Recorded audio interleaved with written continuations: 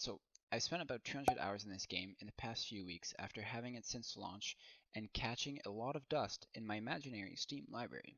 If you just picked up the game, I recommend you pick a beginner clan, meaning a clan that is easy to understand. Some of those clans are Boar, Bear, and Stag, which are more forgiving if you don't manage your resources well. Now let me explain the resources. You always need to keep an eye on everything. Most of the stuff you need to keep an eye on is on your top right corner of the game. From food, wood, crowns, lore, population, military experience, happiness, and fame. It looks simple, but there's a lot of hidden mechanics that influence whether your resource production is either positive or negative. During winter, your food and wood production is reduced. Buildings require money to upkeep them, but do remember, upgraded buildings require more money to upkeep. In terms of happiness, the bigger population you have, the more happiness you require. If you spot a negative value in your production, you have to identify the problem and get rid of it. All different clans have different ways to deal with certain problems, so make sure you check upfront what your clan can do to solve a certain problem. For example, specific ways to generate happiness or other important resources. When building towers, it matters what tile you are building them on. 90% of the time, you will want to build a tower as far away as possible from the enemy border. This makes it so that any enemy player has a longer distance to travel to get to that tower to destroy it.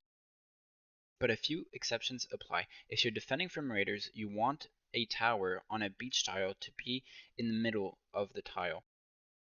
All regular non-military units that defend a tower will make the AI switch focus from the tower themselves. Hunters don't. Information is key in this game. Scouts do a great job at giving you information, but you can also look at the fog that hides unknown tiles. It doesn't hide everything. Another tip on scouting. The more tiles you scout, the more time the scouts will take to discover the next one. Therefore, when scouting an enemy, send 2-3 scouts at the same time and micromanage them. Make them scout the same tile. This will speed up things greatly. When you're attacking or defending a tile, place your military units close to the border which the enemies are on the other side. Northgard has it that attackers are slightly slower in terms of the first attack than defenders. Press T for war map. This makes it so much easier to see enemy units. You can actually see your units, your allies' units, and the enemies, as well as the AIs. This is a crucial mechanic that can easily help you notice any incoming attacks.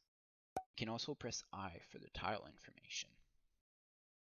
The meta, and I call it the meta, but it changes all the time, especially higher up in the ranks, but usually you need to prepare a 10 to 12 warband size by year 802. You should also aim for a strong economy by middle of year 802 to year 803 in order to be able to defend against an opponent or to attack them. Every single game, set yourself a goal. What's your objective for you to achieve in this game? Do you want to get a good economy by 802? Do you want to get a warband size of 10 or 12 by 803? By doing so, you will get better at the game, but also achieve those goals faster.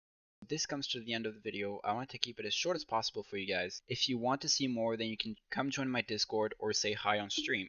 And don't forget, it's only a game. Why you have to be mad? Cheers guys.